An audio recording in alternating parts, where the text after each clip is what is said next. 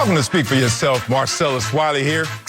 Emmanuel Acho is off today. I don't know what TV show he's filming, what talk show, what book he's writing, but the show must carry on, so let's get it started right here in my hometown in La La, where LeBron's game winner gave the Lakers a 103-100 win over the Warriors in the most exciting play-in game to date. Well, it's kind of like one of the few. But the Lakers are actually in the playoffs now, and the Warriors host the Grizzlies for the 8th seed on Friday. After the game, LeBron, Steph, and everyone else were talking about the shot that sealed it. Take a listen. Hey, when KCP kicked it out, I looked at the shot clock. I saw it was had to get it up, at least get up on the rim. Second thing I saw was 3 rims. From being poked in the eye on that previous possession when I drove to the hole. To the man above, and through a lot of practice, I was able to drain it. It's a great shot. Broken play. That was a tough one because you don't really expect it to go in. You expect us to get the rebound, come down in transition, have a possession to take the lead. But everything changes when it goes in. All-time great players make great shots. That's what happens. All right, let's get it rolling with Fox NBA insider Slick Rick DeBuker and Chris Broussard. Slick Rick, start with you. Were you impressed with the Lakers or disappointed in the Warriors last night? I was disappointed, but not in the Warriors collectively. I was disappointed in their 2 stars, Steph Curry and Draymond Green. The supporting cast did what they had to do. They got this to a possession-by-possession game in the final 2-3 minutes of the game. And their stars simply didn't come through. I don't want to hear about Jordan Poole missing a corner 3 that could have tied it and possibly pushed it to overtime. Kent Bazemore making a play for Jordan Poole, who's only in his 2nd year in the league, is not what I expect in a situation like this. Bottom line is Steph's numbers shooting-wise were very good overall, but he had twice as many turnovers as he had assists. In the final 2.5 minutes of the game, he had 2 free throws and 1 turnover.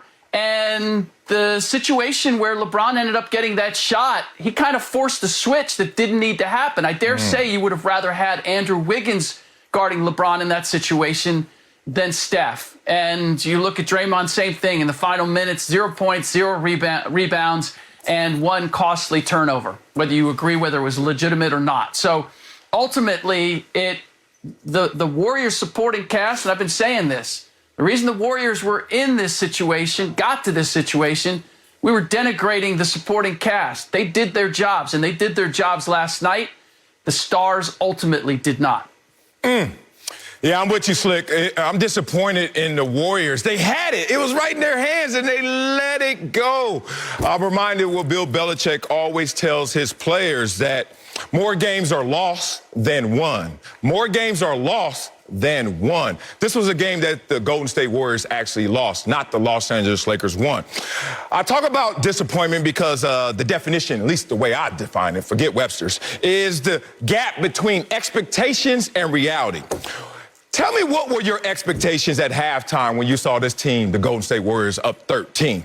They were going to win that game. Tell me what your expectations were when you saw them shoot the ball better than the Los Angeles Lakers. Tell me what your expectations were when you saw them shoot from the 3 better than the Los Angeles Lakers. So many things added up to where our expectations were, they're going to win this game. But the reality is that they lost this game by 3. So you look at the Lakers and all the cliches are true. You look at them and say, all right, heart of a champion, way to hang in there. Oh, they showed the mettle that you need to go forward as a champion should. But that said, this was a game in terms of the 2 scoreboards we always talk about, the one that you can physically see with your eyes, but the other one that you could feel with all of your senses. And you can see that the Golden State Warriors really had control of this game for the largest part of the game. Their largest lead was 13 points. Largest lead for the Lakers, only 7 points. Lakers' first lead, 81-79 off of a Kuzma basket in the 4th quarter. Man, I know the Lakers won this game, but it was really feeling like the Golden State Warriors actually lost this game. Yeah, look, I'm going to go with the Golden State. I'm more disappointed with them, but by default, because I wasn't impressed at all with the Lakers. All right. The Lakers make me feel like now they're more vulnerable than I expected going into this game. LeBron's shot was tremendous. But outside of that, they left a lot to be desired. LeBron himself, it's clear, he's not close to 100% physically. So until he gets there and gets his stamina, timing, everything else back, his explosion, he's going to have to get by on savvy, on skills, on smarts. He's got plenty of it, and he did it last night, but that makes them more vulnerable. AD, he couldn't even post up Draymond Green. Draymond, he's got like 5 inches on Draymond Green. And the Lakers, they didn't take advantage of their size. They played with size in the first half and didn't use their size to bully Golden State, which they had an advantage at every single position, and yet they tried to play finesse ball with the Golden State Warriors. Second half, when they go AD at the 5 and spread the floor, that's when they had their success. So I really wasn't impressed by the Lakers. So Golden State played well. Look, I felt during the game they had no room for error, and that's where they lost it. In the third quarter, they got sloppy with the basketball. As Rick knows this, that's what they do. I mean, this wasn't a surprise. The Golden State Warriors are sloppy with the basketball. They're 28th in the league in turnovers. It can happen to Draymond. It can happen to Steph. And that's what happened last night. So in that third quarter, they start throwing the ball away. And instead of pulling away from the Lakers, they let the Lakers hang around. And obviously the Lakers delivered the death blow at the end of the game. But the Warriors had no room for error because they were overmatched talent-wise. But they made too many errors, and that's why they lost. So I was more disappointed in them because it was their champions that made the mistakes. It was Draymond and Steph, as well as they both played.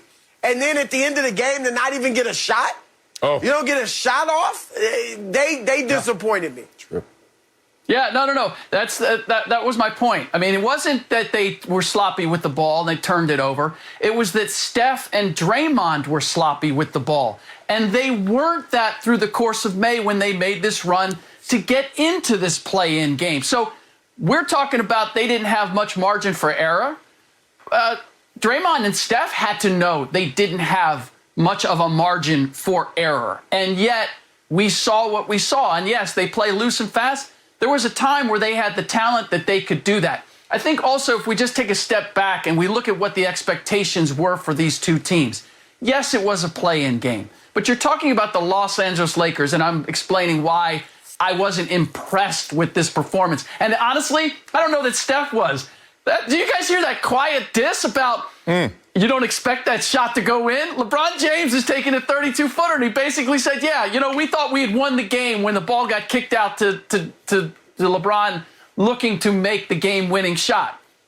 But overall, this was still a game that had an Andrew Wiggins who was only in the playoffs and I'm going to count these as playoff games, was only in this situation for the first time. You're looking at Juan Toscano-Anderson and Jordan Poole playing big roles with this team.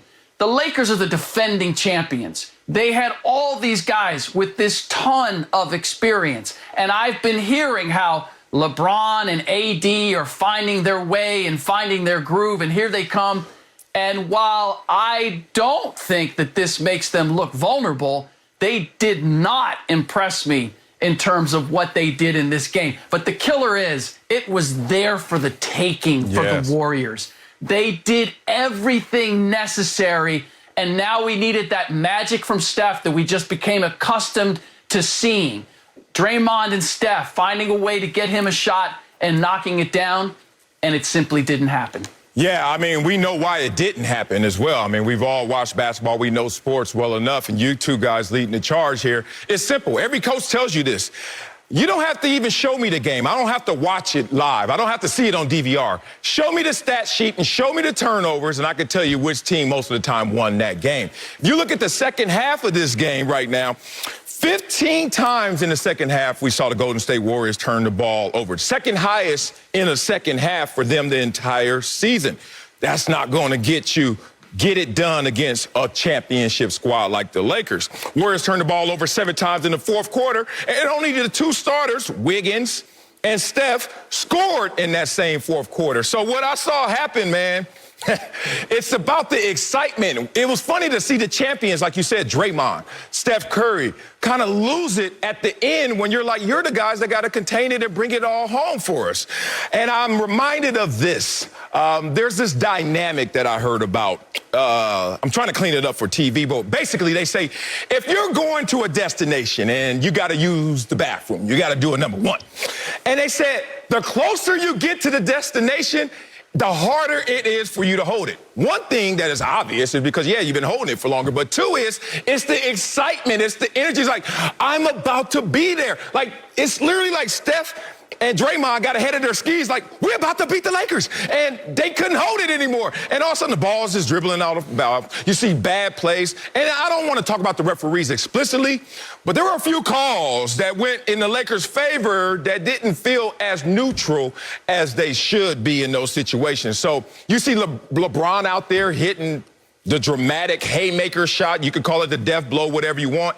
Typically, those shots, the basketball guys don't answer those prayers because LeBron's out there winning an Emmy for his eye gouge and all the issues that he had. The basketball guys, I thought you're supposed to measure the man's heart, his authenticity. LeBron was hurt, but he wasn't that damn hurt. He wanted to put a little extra syrup on that play right there, and he was rewarded. So imagining how deafening that is to see LeBron out there 35, 40 feet, make that shot with one eye, and most importantly, you're the team that had control of this game all the way up into those near moments. Well, especially to hit that shot when he saw 3 basketballs coming at him, 3 Steph Currys coming at him, and 3 rims to choose from. Oh. I mean, what a shot! You believe that? You believe that? But it was a great shot by LeBron. I think it was more skill than luck. Obviously, whenever you hit a 35-footer, there's luck involved. I don't care who you are. But he sized it up. He squared his shoulders. He fades on a lot of his jump shots. And it was a great shot by him. I give him credit. He's obviously strong enough to put it up with accuracy from there. But another mental error. Look at Steph. Yes. Now, I'm not going to kill him for this because LeBron was 35 feet from the basket. But why does Steph need to drift down toward the paint on KCP? All right, KCP's not going to do any damage down there in the post. So why are you drifting down there? Stick with LeBron, and he doesn't get that clean of a look, and it may be a different outcome.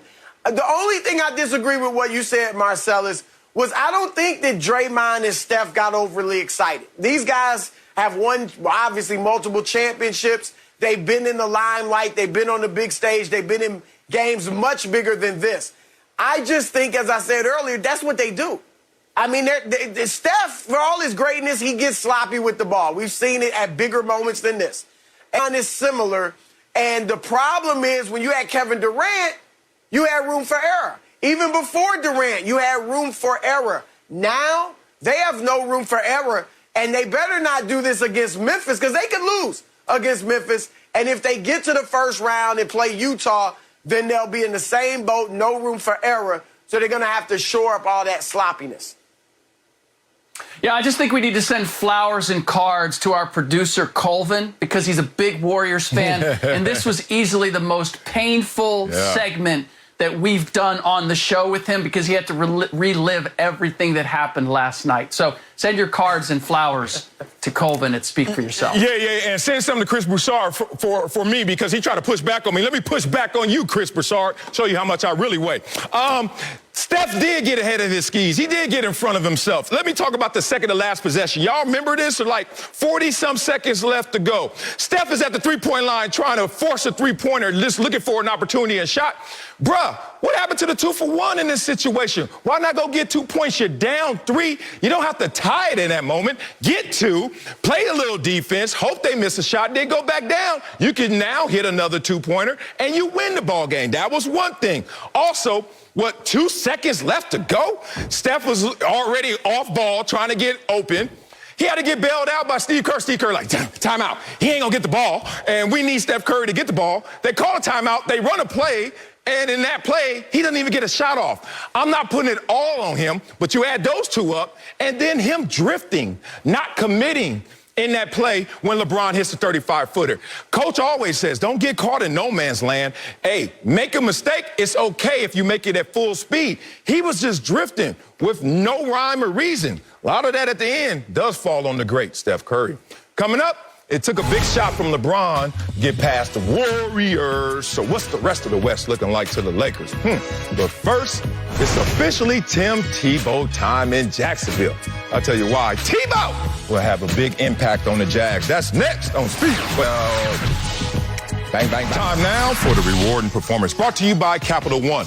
What's in your wallet? Better look out, Sam Jackson. Jacksonville has already rewarded Jaguars fans with a franchise quarterback and a big-name head coach this offseason. Now the Jags have added a first-time tight end, officially signing Tim Tebow this morning. And you know I'm not mad at it. Joined now by Fox NFL analysts Bucky Brooks and Greg Jennings. So, Greg, Super Bowl champion beast, how big of an impact will Tim Tebow have on the Jags, my Jags? Well, before I answer the question directly, congratulations to Tim Tebow. Congratulations. I'm going to get that out there right now before I proceed. Now, as I proceed, I'm not sure how much of an impact he can have. And here's why I say that. Correct. When we all entered the National Football League, we all had coaches that we respected, and then we had some that were question marks. And we always looked at that coach, especially if we were that dude. Marcellus, you was one of those dudes. Bucky, I'm gonna just say you was that dude. You made to the league. So we all had that coach, and then we also had those coaches that you're like, well, what did he do? What level did he play at? What does he offer me? Not that you're not willing to learn, not that you're unwilling to learn, and that you can't absorbs information from someone who hasn't been where you are, but it becomes more challenging to do so. My point is, when you look at Tim Tebow, everybody's going to say, well, he is a national champion. He's a Heisman Trophy winner, and he has all these accolades at the collegiate level. But at the National Football League level, where are they? He led a team. He led the Broncos to the playoffs. Did he lead the Broncos to the playoffs, or did that team just have a really tough road and then have some success at the end? So for me, when I look at this position, he's moving to a tight end position where he was asked to do that earlier in his career to save his career. He refused to do it. So you're looking at a lot of young guys that are looking at this guy saying, well, what am I going to learn from Tim Tebow outside of what he's done in college? And we're all past that point. So for that reason, I'm not sure how much he's going to offer this team. Okay. You congratulated Tebow, and then you start taking shots. So let me do this in respect to you, Greg. I love you, Greg. Now it's time for me to take shots at you. I don't like anything I just heard from you, Greg Jennings, right there. Tebow is not only going to make this team, but he's going to make a huge impact on the Jacksonville Jaguars. One, it's set up, it's primed for him to make a huge impact. You make the greatest impact in situations that are the worst. So look, if you look at the Jacksonville Jaguars in terms of their record by division and the AFC South, not that great of division. If you look at it last year, of all the divisions, they were 7th out of 8th in terms of record. And the Jaguars, we know they won the first game and then kept losing. So that's a prime situation for Tebow to come in there and do what Tebow does. Now, you want to talk about his NFL resume. I don't think you highlighted his NFL resume well enough. He went to a team that was 4-12 in his first season, right?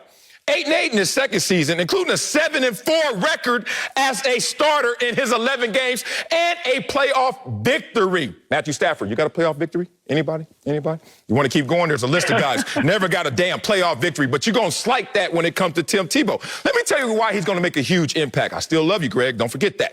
On the field, he rigs the math. Whatever position Tim Tebow's going to play, defensive coordinator is going to say, okay, be careful. The guy can throw as well as run, as well as a big body out there. So it's just going to make defenders think a little more than the average tight end.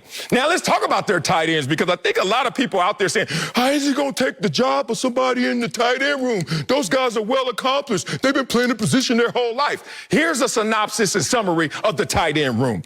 It looks like they got 2 blockers, a former undrafted free agent with 1 career catch, and a former 6th-round pick with no career catch. catches. It's going to be real hard, Tebow, to go beat them boys out. Boy, stop. Here's the thing about Tim Tebow. Not only on the field, he's going to rig the math. Off the field, he's box office. They going to sell out every single damn time. He's a culture builder, winning culture builder, maybe one of the greatest leaders we've ever seen in professional sports, period. On top of that, maybe he misses on all of those. He can still play special teams. You trying to tell me Tim Tebow can't be a long snapper, a R5, just a dude that's on a squad who has all of these other assets he provides to our organization, but still can play the game of football. Man, y'all better stop with this. Stop shooting at Tim Tebow and respect his greatness. Okay, Marcellus. I mean, I don't have anything really to add to that because you threw all the verbal bouquets at Tim Tebow. Here's what I would say about Tim Tebow and really why he is on the team. He's on the team to help Urban Meyer really extend his culture to the rest of the guys in the locker room. Facts. Because Tim Tebow knows Urban Meyer best, Tim Tebow can, in those quiet moments in the locker room, he can interpret and translate what Urban Meyer may be saying in meeting rooms. Hey, guys, when coach is talking about this, here's what he means. Hey, when he's talking about our culture is this, A to B, 4 to 6, this is exactly what he means. And so part of that is to drive the culture. The other part of it is, look, let's be honest. He's box office down there in Jacksonville. Man. He played at the University of Florida. Gainesville is like an hour and a half away. Already, if you go on Fanatics, his jersey is already up there, number 85, even though he just got signed this morning. So part of it is there's a level of intrigue and interest that Tim Tebow is going to bring to Jacksonville. And so that's certainly part of the equation. But here's what I'll say.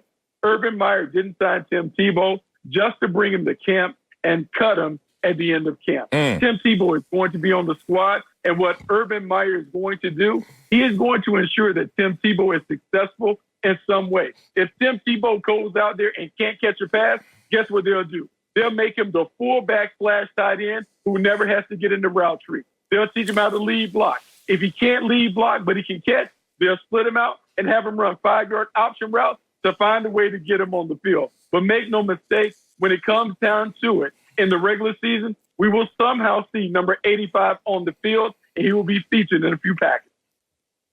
I agree with a couple of things you guys are saying. Is he box office? 100%, no doubt. Especially in the state of Florida, he is definitely box office. All of the rest of what you're mentioning, I'm sorry, Bucky, you talked about being the voice and an extended voice to the head coach. I do agree with that.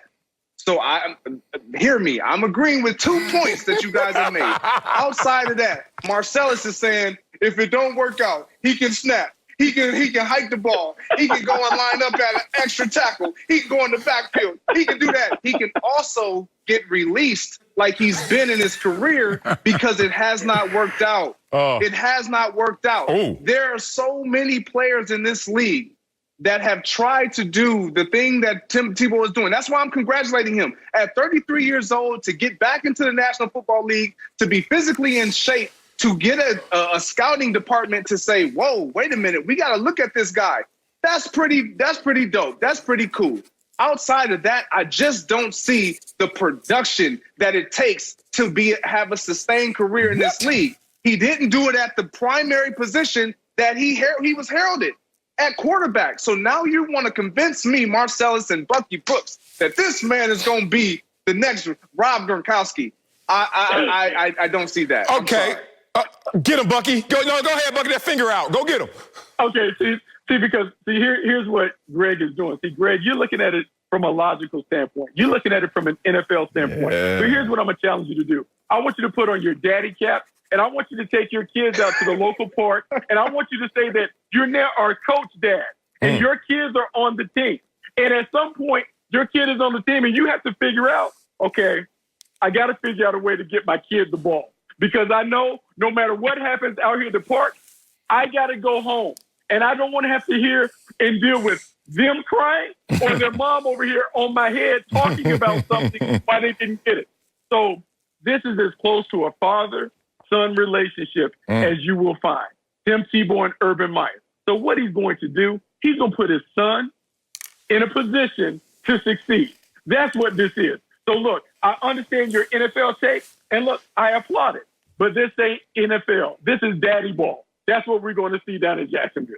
No, this ain't daddy ball. That's the problem. I'm not going to be coaching in the NFL. And if I was coaching in my son's or daughter's pop league club team where I do have the full rank to say, let me try to figure it out. It doesn't quite work like that, Bucky Brooks, in the National Football League. When players are getting paid millions, hundreds of thousands of dollars to make plays, to produce on the football field, guess what? Playing the sport of football. This is not a celebrity contest. In Tim Tebow case, maybe this is what got him in the door. And again, I congratulate you. I'm not saying that he's not fit to be in that position, because obviously they saw something that made him fit and intriguing to bring in. But for me, as a player, looking from a football perspective and in an NFL perspective, can he provide what I'm looking for him to provide?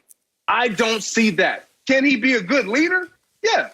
He was a good leader when he was with the Broncos. He was a good leader when he was with the Jets. He was a good leader when he was with the Patriots. He was a good leader when he was with the Gators. He was a good leader everywhere he's been. He's still a good leader. But he's been out of the league because he couldn't play. Greg, you overthinking this. Golly, Greg, how long you been retired, man? You don't forget how we build up a team. One, here's the first qualification for anybody building up a team in terms of we got a team set. Oh, we got our 53 right here, and here's the 54th trying to make it. Is he better than the worst? All you got to do is start there. Is Tim Tebow better than the worst player that they got in that tight end room? Hell yeah. Is Tim Tebow better than the worst player? A long snapper. I'm just bringing up the long snapper for this reason. That's all he do. That's all he does. All a long snapper does is show up to practice late, leave early, and go golf. You think Tim Tebow, who could be a brand ambassador, a living legend, who is box office, is not better than the worst guy that they got in the tight end room or that damn long snapper? Hell yeah. Let me put a little more love on Tim Tebow's name since Greg wants to take it all off of his name. Greg had the statement earlier. Tim Tebow, yeah, he's big in Florida. He's big in that state. No, he's big in the United States. Tim Tebow set an NFL draft record for jersey sales. Tim Tebow's jersey is already up, and we ain't even seeing Tim Tebow yet in Jacksonville. You know what that means. They know what's coming. Sell out stadium. Absolutely. Yeah, and so here's the thing. When you talk about him as a player, he's not playing quarterback anymore. But let me remind you, as a quarterback, he went 17 touchdowns, 9 interceptions. Ooh, do you like that touchdown-interception ratio? I do. Let's talk about him as a quarterback when he had 5-game winning drives in 2011. You love that? Second in the NFL. Yeah, I love all this because Greg is trying to make it seem like if the dude is not an all-pro tight end, what is he doing on the squad? All I'm trying to say is based on where he's going, Jacksonville, who's coaching him, Urban Meyer, the AFC South. Look at the AFC South right here. Let me give it to you like this. Is Carson Wentz going to fix the Colts? Colts was in the playoffs last year. He going to take them forward or he going to take them backwards? Oh, no. Last year, you know the Jaguars split with the Colts. And that was without Tebow. You better stop with me, boy. Titans, can they win it all? This is hilarious. This is the real stuff. Deshaun Watson, you playing this year? I don't know. Don't think so. 4-12 team. Anyway, if you do play, point being, Tim Tebow's going to a prime situation to make an impact. And boy, is it going to be big. Coming up, Matthew Stafford. So basically, Marcelo. Excuse me? Basically what you're telling me. Yeah. Hold on. So basically what you're telling me is Tim Tebow has tipped the scale in the Jaguars' favor. That's what you're saying. No. That's basically what you're saying. Greg, this is what I'm saying. I think you forgot who you are and who we are. When we first get to the NFL, when we first day, no matter where you're drafted, you're sitting there, you're around all the all-pros, the living legends, the future Hall of Famers. You all whisper to yourself, do more so that coach can't cut you. Do more, stand out, because coach won't single you out. Tim Tebow can do more than some of these guys on the roster already. And this is going to be a team that does more because Tim Tebow is there to restore the roar. Go Jackson DeVille, let's get it. Coming up, Matthew Stafford made a big move this offseason, and Dak Prescott is back in Dallas. I'll tell you, who's under more pressure? Next on Speak for Yourself. My team is going to beat your team, Greg. That's what it sounds like. Cowboys missed the playoffs last season with Dak Prescott injured, and the Rams missed an opportunity to move on to the NFC Championship due to lackluster quarterback play. This year, Dak is back in Dallas with new expectations after signing a massive $160 million deal. And Matthew Stafford is excited about the new opportunity in L.A., saying, quote, "I'm very excited about playing for this team." So, Bucky, who's under more pressure, Dak Prescott, Matthew Stafford? Oh, Matthew Stafford is under more pressure.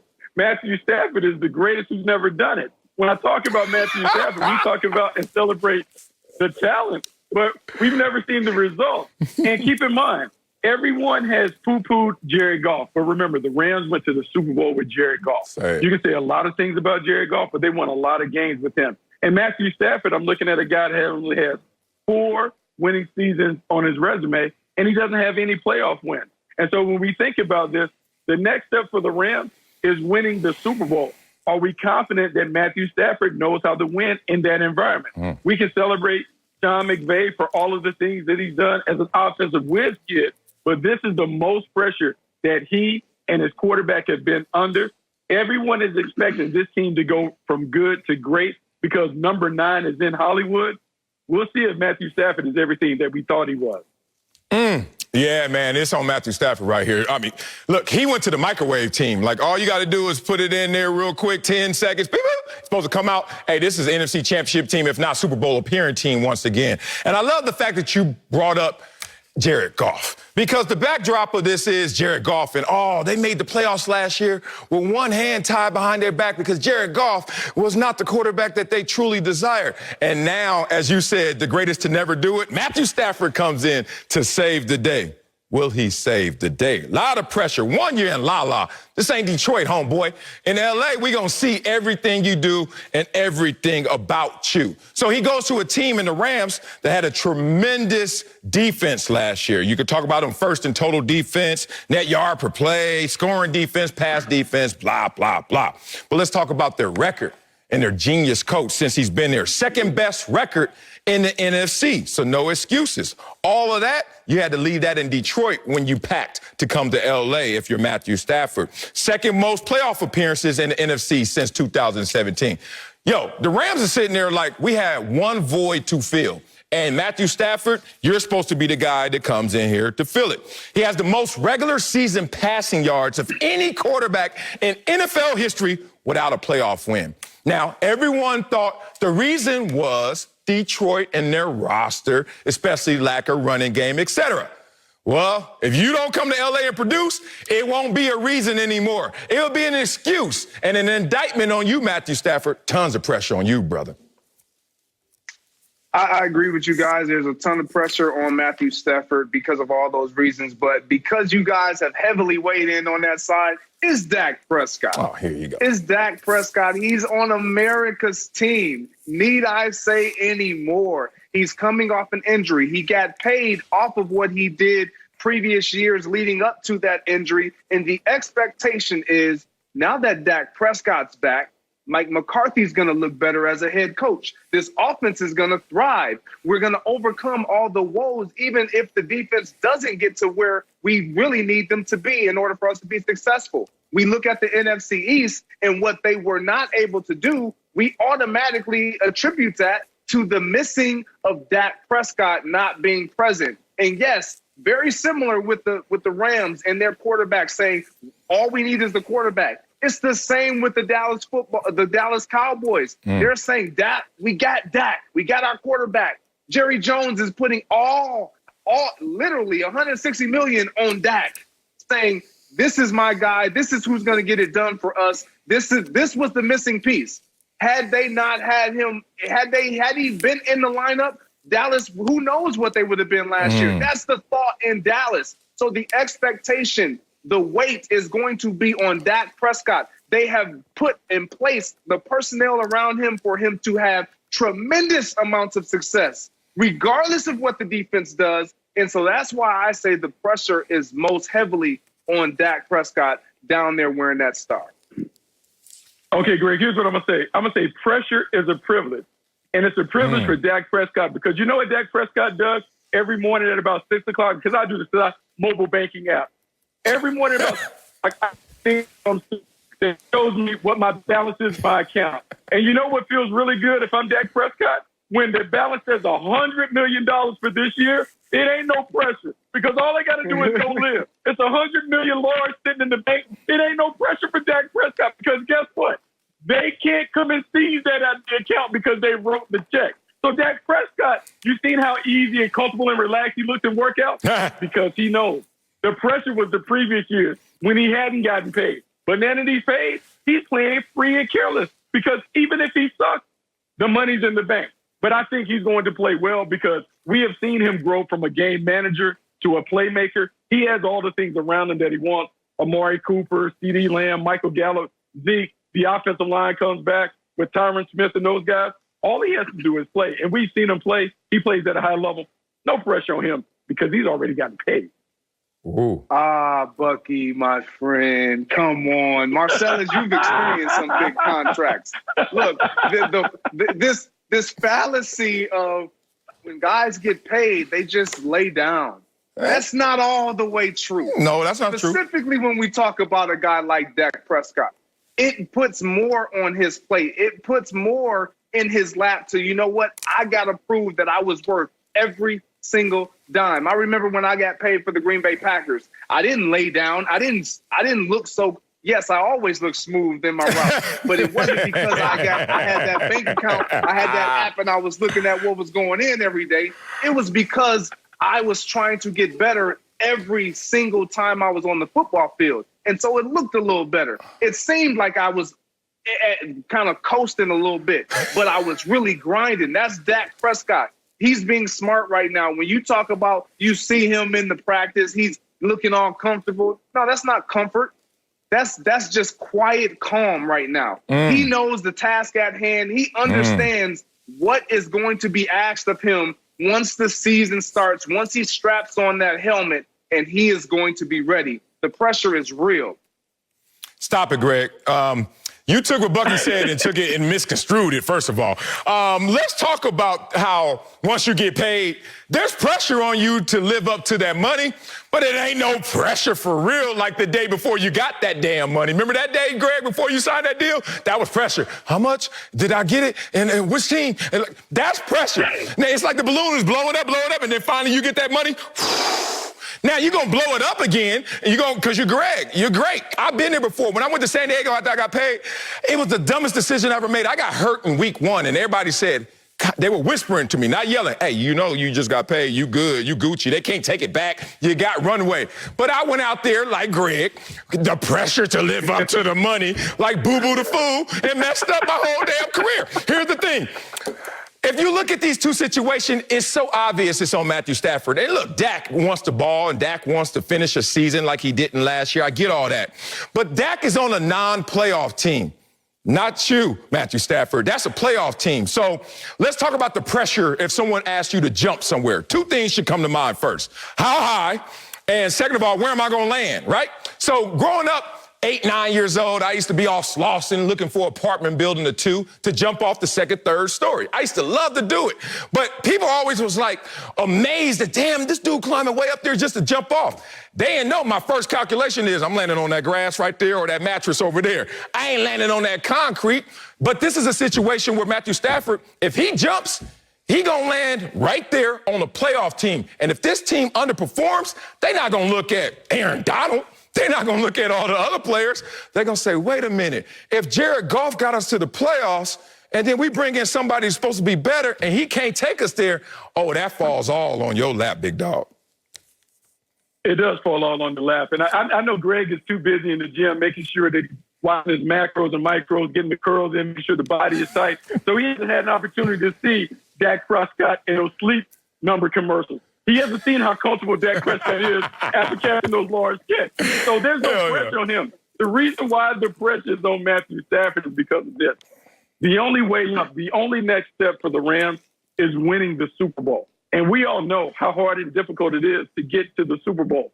And so for Matthew Stafford, who has never been able to advance past the first game of the playoffs, to think about, I got to run the table and get to the Super Bowl, that's a tremendous amount of pressure. And for a guy who, I don't know if we can confidently say knows how to play winning football. When I talk about the 4 winning seasons that he's had under his watch, all of that doesn't fall under him. But when we think about quarterbacks, there's a lot to doing it, to getting your team to the winner's circle. And because he might not have enough experience and doing that, particularly at a high level, is challenging. So there's a lot of pressure on Matthew Stafford. There's a lot more pressure, maybe even on Sean McVay, because he elected to move on from a quarterback who had got him to the promised land. We'll see if Matthew Stafford can get him beyond that point. Yeah, moved on from Jared Goff and gave up assets to go out there and get Matthew Stafford. And no one in the last 3 years has had more turnovers than Jared Goff with 55. Why do I bring that up? They still made it to the Super Bowl, and they still made it to the playoffs last year. And they had a team with a quarterback that had one hand behind his back, it seemed like, when he was playing. And then you bring in Matthew Stafford, and Matthew Stafford, by all accounts, looks like a better quarterback. And you don't take us to the promised land? Oh, Matthew Stafford, you're going to wish you were that, sleeping on them comfortable beds. Coming up, LeBron knocked down one of the biggest shots of his life to knock off the Warriors last night. I'll tell you if the Lakers have enough firepower to win the West. Next on Speak for Yourselves. Pressure. LeBron's game winner last night saved the Lakers from a second play-in game and punched their ticket to the playoffs. Steph Curry had the Warriors up 13 points with momentum heading into halftime, but the Lakers upped the defensive intensity and LeBron was able to seal the deal with 16 points in the second half, including the deciding bucket. Slick Rick DeBucher and Chris Broussard are back. So, Chris, more or less confident in the Lakers winning the West after their narrow playoff win? Well, I'm less confident that they'll win the West than I was 24 hours ago. I thought they beat Golden State handily. My prediction was 117-99. Obviously, that didn't come true. The Lakers look more vulnerable to me than I thought they would. That said, I do still have them picked as the winner of the West, but I'm more concerned now than I have been all season. First of all, LeBron James. We all could see it. I thought he looked really good in the 2 games he came back and played at the end of the year physically, but last night he didn't. You see it right there, getting his shot blocked, unable to finish over Andrew Wiggins in a post move. He just didn't have the explosion that you are typically used to seeing LeBron James play with. Now, he's still smart, he's still skilled, he's still savvy, and he shoots it probably better than he ever has. He's not a great shooter by any stretch, but he is a solid shooter, and he can get hot and streaky, and he did that last night, and that was enough for them to win the game. But they were playing a legitimate 8th seed. Let's not forget that. They weren't playing a top team in the league. They were playing a team that had one great offensive scorer, and he gave them nightmares. So that gave me concern. Secondly, Anthony Davis was unable to post up Draymond Green. Anthony Davis, yes, he has some perimeter skills. Yes, he is a solid shooter. He, can play in the mid-range, can shoot the 3, has a little bit of stuff off the bounce. But he's not Kevin Durant. He's not Dirk Nowitzki. He needs to be inside a little bit more. And he wasn't able to do that last night. And I have concerns about him playing with Andre Drummond. Drummond was their big acquisition, right? Well, Drummond may not play as much as people think because they were at their best when AD was at the 5 spot. In the second half, they spread the floor. They clearly like to play finesse basketball. They want to shoot the 3 as much as everybody else. And that is better when AD is at the 5 and the floor is spread. And LeBron, who's never really played a consistent period in his career with a low post big man like Drummond, he likes the lane open too. So the inability to play those 3 big guys together and take advantage of their size, that was bothersome as well. Dennis Schroeder, look, I'm going to give him a pass for last night. His conditioning is not where it needs to be. He's just coming back from being off for a few weeks with COVID protocol. I'll give him the benefit of the doubt. But if he can't play better either, that also is a concern. So, yeah, I still like the Lakers in the West, but I'm concerned, and I'm more concerned than ever. You sound concerned. You sound stressed. Forget concerned. Like, it was funny you trying to talk yourself back to, like, just treading water with this team. Just call it like you see it, Chris. It's okay, big dog. Let me set the table, because last night I went to my favorite spot in Los Angeles, Jalapeno Pete's. Shout out to the owner, Lonnie, and Rudy, the bartender, who hooked them up, doubles everywhere. So I'm sitting there because, you know, I'm a Clippers lover, so in this binary world, that makes me also a Lakers hater. Fine, I'm going to watch the play-in tournament. And congratulations to the Lakers, play-in tournament champions, yeah. But that wasn't a good game, man. I don't know what the hell I was watching. Felt like an AAU tournament beating the Bay All-Stars by 3 in Vegas or something like this. I'm looking like, wait a minute, this is the champions? Ooh, they struggling out there. And let me tell you why they're struggling. One, you got to base them on the competition. It's all relative. If it takes you to make a Music City Miracle 35-foot shot, LeBron James, to beat a one-headed monster in the Golden State Warriors of Steph Curry, y'all going to be in trouble when y'all see these real teams out here. Let's talk about the real teams, because the Lakers this year against the top 4 teams, 4-8. Let me remind y'all, that's not a good record against the top 4 teams. Against the top 8 teams, let's expand it to the sorrier teams, right? 8-13. Let me remind y'all, that's not a good record either. Okay, forget all that. Lakers had the 9th best record in the West versus teams just above 500. So right now, if you look at the Lakers and their resume for this season in a vacuum, they really struggled against the best teams. And they're supposed to be the best team. So then you're supposed to just swipe all of that away, erase your memory bank, and when they go into the play-in tournament, which is do or die, basically, you're going to see them activate. Well, they hit the gas pedal, but old Betsy didn't fire up like they thought. So we're going to see if they can get it going forward. But right now, I'm disappointed in this team, and more importantly, I don't think that they're going to make a ton of noise. I have no idea what you guys are talking about. I am far more confident in the Lakers now than I was going to this. Are you guys forgetting the fact that they haven't had any time together playing? And now my concern was, yeah, the play-in game could be deadly. They could maybe never get that time. But now they are going to get it. And when you don't play well and you still win a game, that gives you confidence. True. It gives you a tremendous amount of confidence. And now LeBron James, who we don't, Steph Curry included, don't usually expect to make 32-footers. He's got to feel some kind of way now. If it comes down to that, I've done it before, seeing 3 rims. I can certainly do it again. So all of this plays into their hands. And look, they won the real prize. It wasn't just avoiding having to play a second play-in game. It was getting the Phoenix Suns rather than the Utah Jazz. The Phoenix Suns, who quietly went 4-3 in their last 7 games. The Phoenix Suns, who Anthony Davis consistently dominates. I'm not surprised that Draymond Green did a number on Anthony Davis last night. Draymond Green is the best isolation defender in the league. Ooh. I expected that to be difficult. DeAndre Ayton is a finesse player at both ends of the floor. AD is going to eat that up. Dennis Schroeder knows Chris Paul very well, having played in Oklahoma City with him last year. And then you got 3 of the top 4 Phoenix Suns players who have no playoff experience. So they've now given themselves the opportunity to get better, to get time together, to roll through the Phoenix Suns. I don't see them giving them much of an issue. And then they get either the Denver Nuggets without Jamal Murray or the Portland Trail Blazers, who they beat in the bubble last year. So I love the path that the Lakers have put themselves on and the ability for them to get their synchronicity back because they survived last night.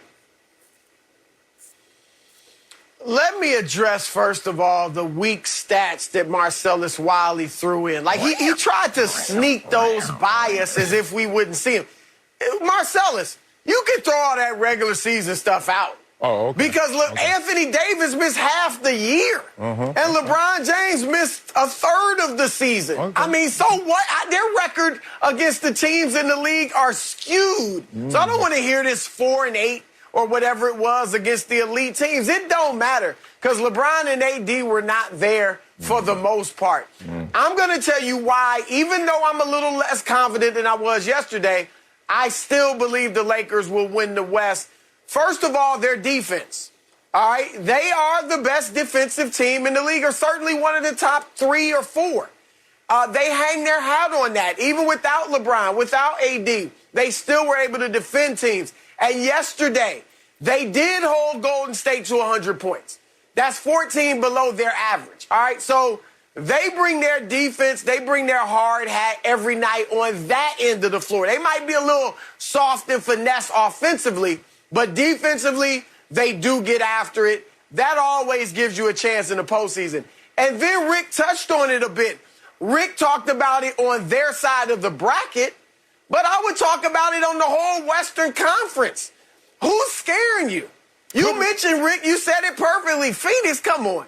I mean, we know that the matchup's not great for the Suns. On top of that, Devin Booker and DeAndre Ayton have absolutely zero playoff experience.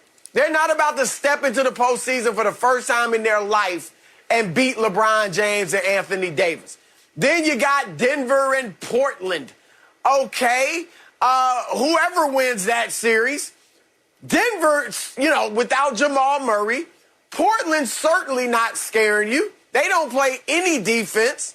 So you got that. And then Utah, if they survive and they meet in the conference finals, I'm underwhelmed. Okay, they had a great regular season. Donovan Mitchell will be back. That's good news for them. They moved the ball very well. But in a 7-game series, I'm not taking them over LeBron James. And Marcellus, your Clippers. There you go. You can stick out your chest.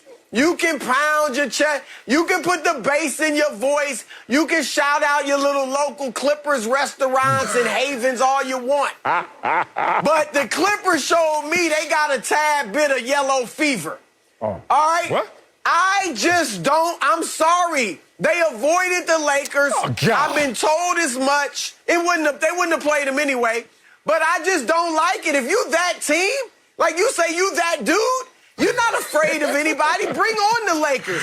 And you probably rather would face them in the first round anyway while LeBron's still getting his legs. So I'm just look, last year they were shaky in the mind. And this year, they look a bit shaky in the mind, too. Now, I do give them a chance against the Lakers. You damn More right. than the other teams in the West. But they not scaring me. That's why I still got LeBron and the Lakers. Oh, okay. I love this. You come up here and all of a sudden you put on your insider hat. And you say, I was told that they were avoiding the Lakers. My coach always said, when you're going to say something bad about them, names and numbers. You ain't going to go on record and say no names and numbers, are you? You just were told by they. Yeah, they lying. That's what I want to know. And I am that dude, but I am scared of one person now, Kwame Brown. Everybody else, y'all, bring the smoke. But Kwame Brown, that's a whole different animal right there. That boy deep. Let's talk about this. Chris, you're confusing me. And I know you got to feel confused as well, because the beginning of your sentence doesn't go together with the end of your sentence. First, you tell me that LeBron, he didn't look like himself yesterday. And I'm like, yeah, you're right.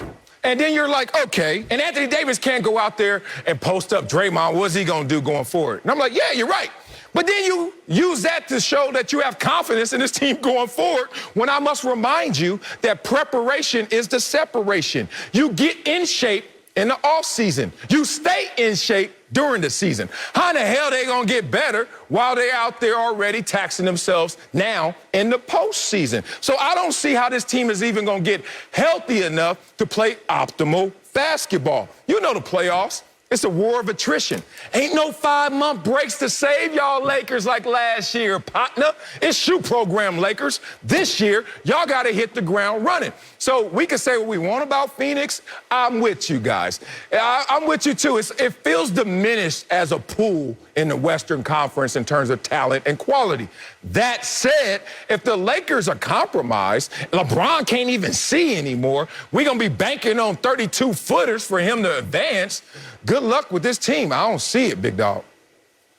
Yeah, what I don't get, Broussard, is you're telling Marcellus to say it with his chest, and yet you believe in the Lakers, but you're more concerned after last night. And so I'm confused too.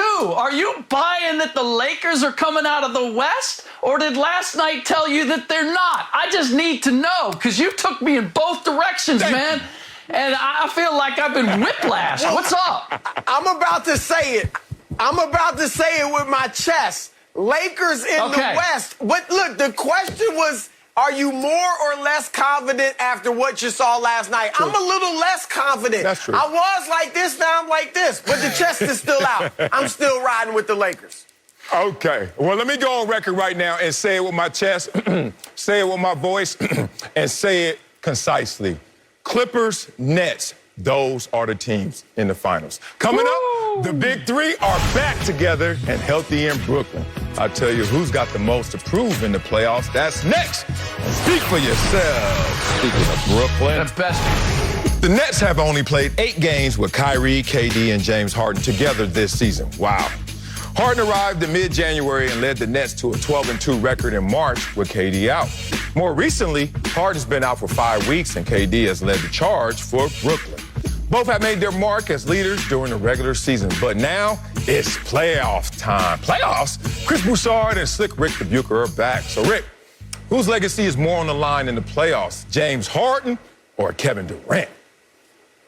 I could make the case for either, but I am going to go with Kevin Durant because he is the proven playoff performer between he and Harden.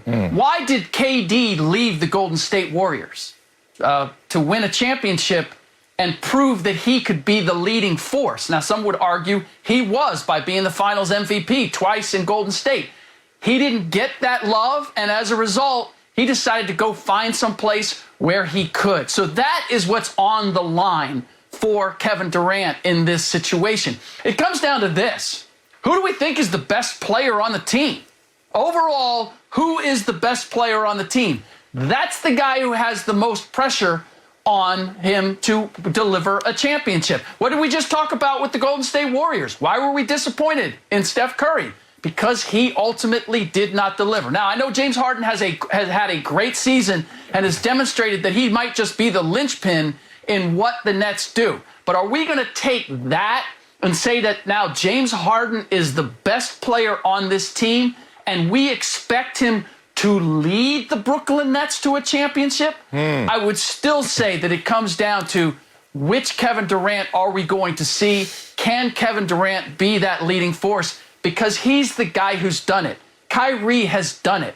James Harden is searching for that first ring. So to think that he is going to get it in this circumstance, that's a hope, not a belief. Interesting. It's James Harden. Great take there because it makes you think, but which one of them is scratching their neck? Like, I need it for my resume. It's James Harden. He pookie right now. He needs this on his resume because right now, when it comes to the postseason, that's the only time you can really poke at the greatness of James Harden. So if you look at it, where does KD land if this team fails or even he goes out there and doesn't perform up to standard?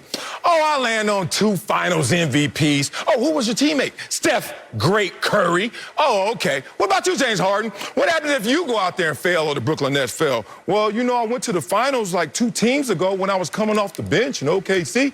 That ain't gonna get it when you talk about how great James Harden is or how great KD is. So it's an obvious answer. It's James Harden.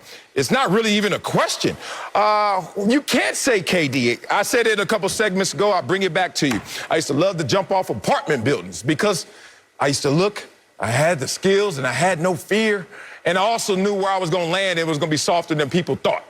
KD is not going to land on anything that's going to hurt him in terms of resume if this team flames out. But James Harden's going to land right back where people say James Harden still resides, which is a painful place in the playoffs. Let's run through this real quick. 2020, outmanned by the Lakers. That's James Harden. 2019, Warriors showed him the door in the semis. 2018, Game 7, record-setting disaster in the Western Conference Finals. Remember they missed those 27 straight three-pointers? Good Lord.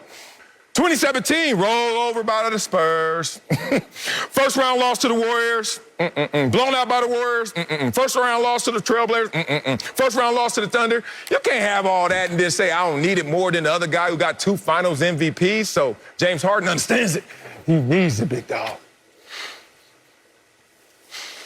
Yeah, I'm with Marcellus on this one. Nice try, Rick. A for effort, but come on.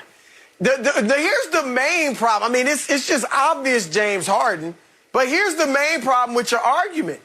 Even if the Nets win it, KD is not getting that credit like, oh, my gosh, KD finally led an undermatched team or a team where it wasn't laid out for him on a silver platter to the championship. Those questions still persist. I'm with Marcellus in that, look, KD's got his rings. At the end of the day, KD is a two-time champion, and he did ball in Golden State. Yep. He was their best player. He hit some big shots, so you can't ever take that away from him. You are right, though, in that the one thing we're all saying is there's kind of the little mental asterisks by your championships because they were such a powerhouse even without you.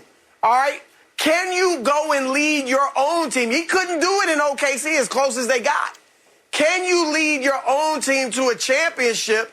And we thought when he went to Brooklyn with Kyrie, okay, let's see if he can do it. Then you added James Harden and Blake Griffin. I'll even throw him in as old as he is. And now if they win it, it looks a lot like Golden State again. Now, I'll give you, it's a little more difficult because you only played 8 games with your starters. You're coming off injury, all that. But still, at the end of the day, this team looks tremendous, tremendously talented. And if they win it, KD, I don't think anybody's going to be like, man, look at what KD did. He took that. Isn't it Tom Brady going to Tampa Bay? So on James Harden, on the other hand, he does have a lot to prove. I do think he was their most valuable player this year. And I actually think he might be their best.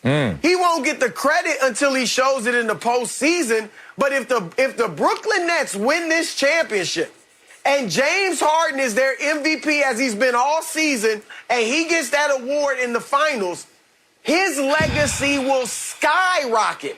And I actually think it's possible that as time goes on, we might actually start wondering who was better, Kevin Durant or James Harden, because Harden is more versatile. Look, I know Durant is a 7-foot perimeter shooter that is a bad boy, but James Harden is an elite scorer and an elite playmaker.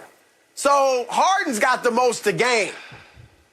You guys are confusing what's at stake versus who has the most pressure. And by the way, I appreciate the participation trophies you're handing me, and you're saying that my term paper, the theory was flawed, but we're still going to give you an A because you wrote it so well. I don't need any of that. Look, Kevin Durant has to prove that he can lead a team to a championship. What? And you're discounting it because he has Kyrie Irving and James Harden next to him. What have we said about Kyrie Irving? Have we said that he led a team to a championship? No, we say he rode LeBron James to his ring. What have we said about James Harden? He can't get it done in the postseason. You're talking about him being the regular season MVP. I've seen that from James Harden. Doesn't surprise me that he would do what he did in the regular season for the Brooklyn Nets. It's can he do it in the postseason? And so, yeah, he might change the dynamic. But if he doesn't, are we going to say, wow, James Harden disappointed in the biggest way possible? No, we're going to go, that's James Harden. Great regular season, comes up short in the postseason. But Kevin Durant is the guy who is the 2-time finals MVP. Yes. He's the guy who said, I don't want to go to New York by myself and just be a star. I'm going to go to Brooklyn with Kyrie because I want to try to win rings and be the biggest reason why. And if that doesn't happen for whatever reason, then the first guy we're going to look at is Kevin Durant and say, brah, you should have stayed in Golden State. Oh, hell no. Too many arguments to make against y'all. Too many punches coming in. I'm taking in too much water. What the hell? I will not allow any Kevin Durant slander on this show. 2-time finals MVP, when you got Steph Curry there, you had to say, hey, Steph, that's cute. let me show you how to do this. That's Steph I'm not Curry. slandering him. Oh, okay. I'm not slandering him. I'm just talking about why he went to Brooklyn. Well, look, you went to Brooklyn because you want to win a ring, and you can't win a ring by yourself in this NBA today. Let's talk about who Kevin Durant is, please, especially when it matters most. 15 NBA Finals games. 15. James Harden has not been in 15 NBA Finals games. So let's just already start our separation. He averages 30, 5 assists, 8 rebounds, shooting 55% from field and 45% from the three. Good Lord. Only one other player in the last 21 years has averaged more points per game in the NBA Finals. Y'all better leave this dude alone. No matter how this plays out, Kevin Durant gonna go out there and show out. I'm not taking shots at James Harden. I'm just saying what the resume says. He's averaged 23 points, shooting 38% from the field and 25% from three in his last 6 elimination games since I can't go NBA Finals games with James Harden, which makes my greater point. KD is going to show up. KD is going to ball out. And if KD and his team doesn't make it all the way, doesn't win it all, they're not going to look at KD because KD is KD. They're going to look at James Harden and say, damn, you still James Harden. I think you just made my point. Kind of. Coming up, Jalen Hurts says that the rent is due every day in the NFL. Rent due, mother. I'll tell you what he means by that and why I love it. Next on Speak for Yourself. Now, I made all y'all points. No lie. Saturday, MLB is back on Fox. Headlined by an interleague showdown between the Red Sox and Phillies. Or it's two of the greatest rivalries in baseball. The Dodgers take on the Giants and the Cubs face the Cardinals. Saturday, 7 Eastern, 4 Pacific, only on Fox and the Fox Sports app. Check local listings for the game in your area. Jalen Hurts is someone we've heard a lot about lately. But this week, we actually got to hear from the Eagles quarterback for the first time since Philly traded Carson Wentz to the Colts. Here's what Hurts had to say about having to compete for the starting job in camp. Take a listen. Rent is due every day. It's always been that way for me. Always been a get better mentality every day, grow every day, be a better leader every day, be a better quarterback every day. And when that rent's due, I don't plan on missing no payments.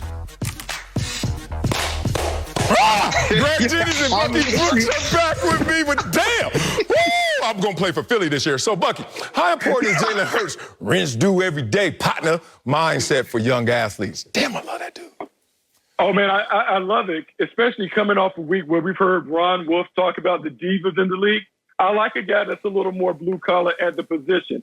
When you think about Philadelphia, I think everything from Philadelphia goes back to thinking about the fictional character, Rocky Balboa, the tough guy who was the underdog who had to overcome all of the obstacles to win the title. Well, I think in Jalen Hurts, when Jalen Hurts expresses those things, he ingratiates himself to the city. More importantly, I think he ingratiates himself to his team and his teammates. We're seeing a guy who is saying, I don't care how they are going to make this competition. I don't care where they say I'm at right now. My job is to earn the starting position. So for me, I love it. And I think what it will do is if he earns it and he plays well, I think you feel better about Jalen Hurts potentially as your franchise quarterback going forward, because he's done it the hard way. Exactly. God, he got me hyping. I mean, it's authentic. It's like sometimes you just get that energy, the post goes up, starts getting a little blurry. You want the jet fighters to fly over the stadium. You like, He took me there just saying the rent is due every day. And I've heard this in so many different versions, even from the GOAT, the great Tom Brady, who always reminds people there's no entitlement in football. Tom Brady always talks about what brings them back to the practice field, what brings them back to all the therapy sessions, what brings them back to the monotony, to the everyday grind of the NFL is that I got to go out there and prove it every single day. Forget these rings. They don't count tomorrow. You got to go out there and get it. So I love what he's saying. And let's talk about already in his short career what he's done in the NFL. I'll remind you guys that he was on a team that had a franchise quarterback, $128 million man by the name of Carson Wentz, who left this franchise to die for dead. I mean, they were horrible under Carson Wentz. And then Jalen Hurts gets inserted into the lineup, remember? Oh, we just want to see a little spark. He did more than that. He brought this thing back to life. You saw all the numbers go up in the 3 games he was allowed to start and finish. More points per game, more yards per game, more rushing yards per game. Why do I bring that up? Just because that's the greatest test for us to see that with the same personnel, which was limited, which was compromised, he was actually able to extract and get more out of what a $128 million franchise quarterback couldn't do. So all I took from Jalen Hurts in this moment is true, proper leadership. Basically, what he said is, I will be greater than my greatest excuse. Leading like that, man, you got to believe in Jalen Hurts. 100%. Look, he just told every young athlete and every old athlete, believe in you. Forget what's out there. Forget what's around you. Just believe in what you can do and what you can provide. And that will come to the top. Like what Jalen Hurts is doing is proving why he was so successful at the University of Alabama from day one. Because he had this mentality of every single day, I'm willing to compete with whoever you put on this roster in my unit room. And we saw him lose out to Tua Tagovailoa. What did he do? A lot of people say, oh, well, he ran down to Oklahoma. No, he went and tried to give himself a better position, an opportunity, so that he could be in this position to where he can compete for an NFL quarterbacking job.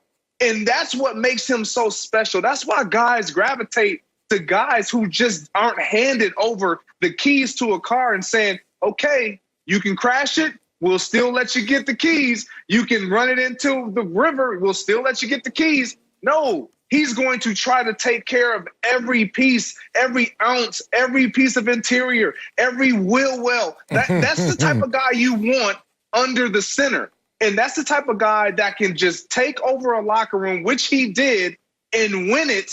And then he wins over the coaching staff. And the mentality kind of becomes this domino effect. And it becomes infectious. You want your quarterback to talk and to believe and to speak like Jalen Hurts. You said it, Marcellus, when you talk about the Tom Brady, or you guys, when you talk about Tom Brady and what he's done, he's been able to manipulate himself to believing he has not accomplished anything, or the fact that what I did yesterday is not going to account for anything today. The only thing that I can pull from yesterday is what I can gain from it, and if it provides me better successes for today. But as far as it just preceding me and being out in front, no, miss me with that. I'm going to work every single day to prove to you every single chance I get that you made the right decision. Hell yeah, never scared. Oh, God, I got to give you guys a little short story. But first, Jalen Hurts is like, look, let's have a competition out here because there is no competition in here. I'm going to win this. It's a fact. Greg, I know you had a better career than me, so I know you had to feel it, because if my butt felt it, you had to feel this. Bucky, you feel it too a little bit. Here's the thing. Let's talk about this, Bucky. Be real. I was so fast before I got fat. Like before I got into my football body, when I had my little baby track body when I was little, I was the fastest thing going. I'm 8 years old racing people, uncles, like light pole to light pole. Wiley gonna win at 8. I don't care if you're 18, 19. I just had it. Now, it's funny, I used to show up to school every day early, lunch tickets. So, I try to get there early so nobody saw my lunch tickets. The kid with the cash started clown. So I'm sitting there with my lunch tickets, and all of a sudden I'm eating my coffee cake, and somebody come up to me, you want to race? The whole school, I'm in the 3rd grade, got to race the 6th graders, Hanky, Omar, whoever fast. They wearing these silk satin starter jackets. I'm like, I race you for the jacket. I don't give a damn. I'm going to smoke all of y'all. And it's funny, every day was a different challenge, and I took them all, because in here, there was no challenge. I'm like, I guarantee you I'm going to smoke you and take your starter jacket. It's good to see that a young man has that old man mentality in Jalen Hurts. Coming up, the Browns say they've been comfortable with Baker Mayfield for a long time. Too bad Otto's not here, because it's time to have an uncomfortable conversation about Baker. That's next. Don't speak for yourself. The Browns picked up Baker Mayfield's 5th-year option this offseason and claimed to be ecstatic with their quarterback, despite reports that Cleveland were briefly in the Aaron Rodgers sweepstakes. General Manager Andrew Berry re-expressed the Browns' faith in Baker. Listen to this. We obviously felt comfortable with Baker, have felt comfortable with Baker for a long period of time. Baker, over the past year, has shown an enormous amount of growth. I think that's both on the field and then, quite honestly, off the field as well. So we are excited. 3 former players on the screen, no moderator, so you're going to get the pure, uncut dope. Bucky Brooks and Greg Jennings are back. So, Greg, you buying the Browns are comfortable with Baker? I am buying that they are comfortable with Baker Mayfield. And with the general manager doubling down, I mean, you got to double down once you make the decision to agree to that 5th-year option and say, you know what, this is our guy. You need to be out front showing the confidence, even if it's not fully there, and the belief that this is our guy. And the reason why he's their guy is because of the coach, Kevin Stefanski. He was able to allow Baker to do things that we didn't see him do year 1, year 2, when the coaching was up and down and in flux. But you give him a support system that is going to bring out the best and not ask him to do above and beyond, then you have who Baker Mayfield is. Now he can truly mature and grow into the elite quarterback if it's in him to be that. So I do believe that they've been comfortable with Baker Mayfield, because if you're not comfortable with the guy, you're not going to guarantee that 5th-year option the way that they did, and you're not going to double down and say, this is our guy. So I do believe that the Cleveland Browns are comfortable with Baker Mayfield. And it helps when your defense is that good as well. Oh, Greg, you let me down. Talking about, they double down on him. Well, if you double down, single down on Baker, only one thing in common. You down on Baker. Like when you were a baller, I ain't need no general manager out there saying, you know what, Marcellus Wiley, yeah, we comfortable with. What? You can't even say nothing. Yeah, you're comfortable with me. You see me play, damn it. So when they start doubling down, it's already a sign that, things ain't good. Come on, Greg, let's be real about this. They ain't comfortable with this dude. What relationship is being comfortable a compliment? Greg, you look at me and say, hey, man, you married Anna Marie, your 6-year anniversary coming up. You love Anna Marie. How's it going? I was like, yeah, I'm real comfortable with her. She's comfortable with me. You be like, hey, brother, that's all you got for Dog, they exposing Baker out there. Talking about the 5th-year option got picked up. It was cheap.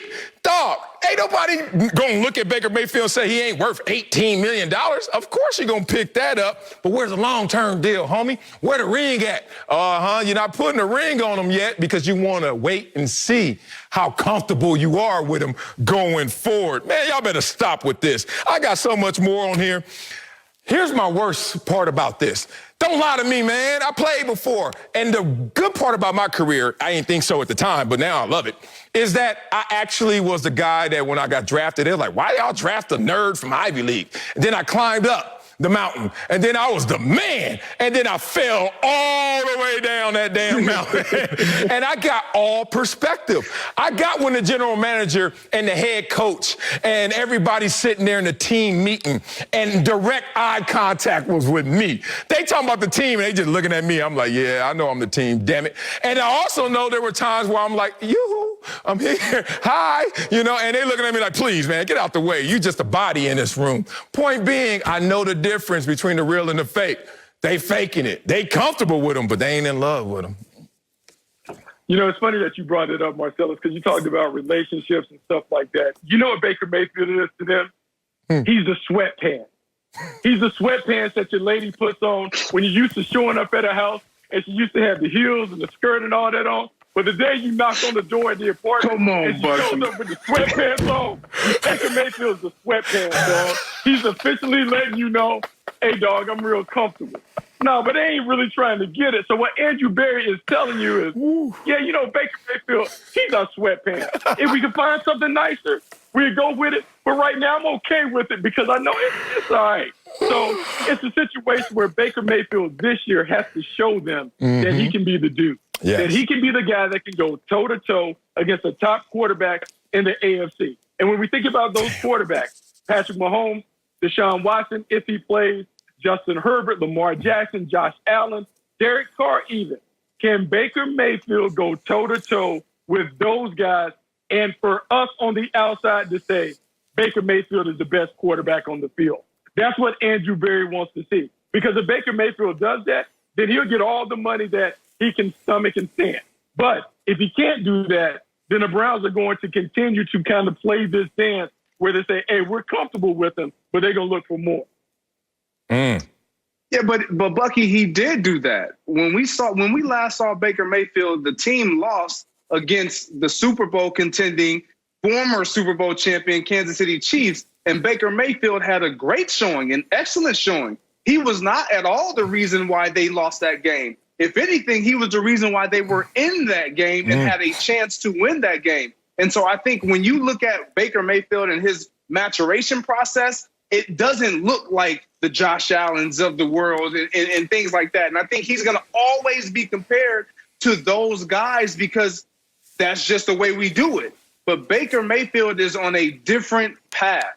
He's with a different team, the organization that went defense, supported with defense, and then had to build up and support what they had at the quarterback position. So, yes, they are comfortable. And, yes, he may be the sweatpants. But guess what? Every single last one of us has sweatpants. Every single last one of us has sweatpants because we enjoy being comfortable. Matter of fact, if I were to pan the camera down right now, we probably all got sweatpants. So now we all enjoy being comfortable. But what the Cleveland Browns are doing with Baker Mayfield, they're saying, yes, he, just like everybody else, is going to need to prove that he is our guy long term. That's why we haven't put that long contract together and put a ring on it, as you alluded to, Marcellus. But if he continues to play the way he's playing, yeah, he's our guy. No doubt. He has nothing to worry about. Just keep doing what you've been doing. Man, stop it. Boy, I love being married. I know it was weird when I was getting married because everybody tells you how bad it is. They don't tell you the positives of marriage, the stability. Those Wednesday nights you used to be out in the clubs and bored. Now I'm at home just chilling with my wife and looking at my little kids. I'm like, this is amazing. And the best part about marriage that applies to this subject is, you ain't got to do all that excessive reaffirmation. Like when I was dating, I had to every day tell you, I'm thinking of you. Every day, you cool, you fresh. When you get married, you're like, you already know that, right? Because I'm still here, damn it. And she knows it as well. That's how you feel. Baker, all this excessive reaffirmation just lets me know you ain't they boo-boo, baby. Here's the thing. Andrew, forget about what Andrew Berry's saying. I'm going to get to you in a second, Andrew Berry. I hate when people be lying. Stop lying. Baker Mayfield should want more from Andrew Berry. He should want more than y'all comfortable with me. Think about it. If somebody came on record and said, I'm comfortable with what Greg does, what Bucky does, you'd be like, comfortable? You need to give me a better description of what I'm out here doing in terms of effort. But now, let me box Andrew Berry in. I never met the man. I'll look forward to meeting you, too, so you can take this back. You said, you've been comfortable with Baker Mayfield for a while. What's a while? Baker Mayfield first year up here, second year down here, last year up here, but he wasn't the driving force. What's a while? Andrew Berry, you know what you're doing? Kwame Brown talks about this. You're talking yourself into some quicksand right now. You've been comfortable with Baker Mayfield when he just had 300 yards or more in 2 of the 18 games last year, only 2? You comfortable with Baker Mayfield when he was 24th in passing yards per game? You comfortable with Baker Mayfield when over the last 3 years, only Jameis Winston has more interceptions? You more comfortable with Baker Mayfield that since he's been in the league, 29th in completion percentage and 26th in passer rating, and you've been comfortable with this for a while? Come on, Andrew.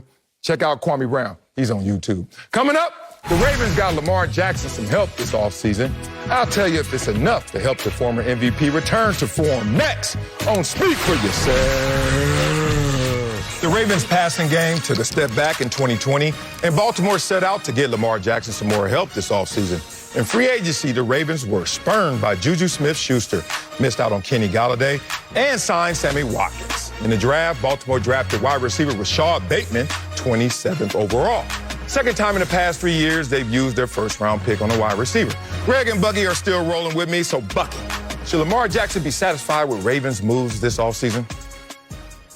Yeah, no, I think so. I think what they're trying to do is they're trying to make sure they constantly upgrade the cast around him. Now, I think Greg would tell you this. It's going to be hard for the Baltimore Ravens to attract any free agent wide receiver to go there. They simply don't throw enough. They don't give you enough production to get the kind of money that you want when your contract is up. And so they always are going to have to lean on the young guys. I will say this. I love the young guys that they brought in. Rashad Bateman from Minnesota, is an outstanding route runner. When I look at him, his game, to me, reminds me a little bit of A.J. Brown and Michael Thomas in terms of the way that he gets down in the slot and outside. Tylan Wallace is another receiver from Oklahoma State that gives them the ability to win these 50-50 balls. Overall, this is a team that is going to run the football, and they're going to utilize Lamar Jackson's athleticism. They just need those playmakers on the outside to step up when they have a chance in the postseason. Let's talk about this. Let's talk about this situation right here. Lamar Jackson is going to be excited this year because they reshuffled the deck. Just think about it. They gave him a draw four or a couple of skips, a reverse. Like, he looking at his hand like, all right, it ain't the best hand in the world, but I can do some noise with this. I can make it happen right this. Especially if Sammy Watkins can stay healthy. Good Lord. Y'all play Uno lately? They got that new card. It's blank. You can write anything you want on it. It can do anything it wants. Yeah, that's Sammy Watkins, damn it. We don't know what the hell you're going to do. But if you show up and be Sammy Watkins and stay healthy, oh, we can write down here something special. I remind people how great Lamar Jackson is as a unanimous MVP. I remind people that Lamar Jackson has 85 total touchdowns in his first 37 starts, which is number 3 all time. You look at this situation now, you got Rashad Bateman in here and Big Ten receiver of the year. More importantly, polished. They say he can hit the ground running. Lamar Jackson, the only issue that they have really in their passing game, to me, is looking at the fact that Greg Roman's still there, and hopefully he reshuffles how he calls the plays. Some of that route running, y'all go on YouTube and look at Kurt Warner breaks down Baltimore passing offense. It ain't going to be pretty. Greg Roman, you need to go there as well and look at that same clip. And then you'll realize maybe the ceiling's a little too low for a fully extended Lamar Jackson. Hopefully it all comes to fruition because they have a ton of talent. Yes, Lamar Jackson should be excited. You hit the nail on the head, Marcellus. Greg Roman has to raise his level of expectation for the passing game and what Lamar Jackson can provide. Now, you can't just surround a quarterback with a lot of talent, a lot of personnel, and then just say, okay, let's do what we did last year. No, you have to, like you alluded to, Marcellus, you got to reshuffle the deck. You have to retool. You have to assess. And just like players, when we watch film, we look at film critically to see what we've done well. But more importantly, the great ones, they're disgusted at what they could have done even better. And so when you're looking at the film and you're an offensive coordinator and you look at plays that were left out on the field because of a play that you could have called or you didn't call, you got to be honest with yourself. And so that's where I feel like this team is going to be better if Greg Roman changes his approach, because Rashad Bateman, in the words of Acho, he's a dude. Like, I know this young man. He has a great makeup. He has a great mentality. He's a very likable kid. He's going to hit the ground running. And then you get Sammy Watkins healthy. And if he is healthy, even if he's not healthy, he still gives them an upgrade at the depth position when you look at wide receivers and what they had going into last year. So I like this position for Lamar. And if he's able to throw the ball and drop back and do what he's been talking about doing, it could be scary in Baltimore. Man, if Greg Roman and the Ravens self-correct, ooh, sky's the limit. Coming up, speaking of sky's the limit, my Clippers looking like the favorites in the West right now. You know they are. I'll tell you why. LA's best hoop team can make some noise. Look at me in the middle. In the playoffs, that's next. Don't speak for yourself. That's a big 3 right there, baby. Big 3 right there. Everybody knows it's Clip City, Chip City around these parts. All we need now is an actual title to confirm what I've always known. The Clippers are the real LA basketball team. Ty Lue thinks this year could be it, saying, quote, we have a different mentality. We have a different style of play. I love it. Slick Rick the Bucher is still with me. So, Rick, tell me why I should believe the Clippers can make noise in the playoffs. Well, don't be misled by their 1-2 records against the Mavs and the Jazz in the regular season. Rajon Rondo has something special for the Dallas Mavericks because no team has done more to hurt his cred than that team in the short time he was there. Yes. And when you look at the matchups against the Utah Jazz, they've got athleticism on the wings that the Jazz don't have. So that means they get to the conference finals, which is better than they've ever done in franchise history. I'm a fan, man. I don't need nothing real. This is what I do. I fake it till I make it. Blind faith, fandom. We actually are a better team this year, so we're going to make some noise all the way. Fox Bet Live next.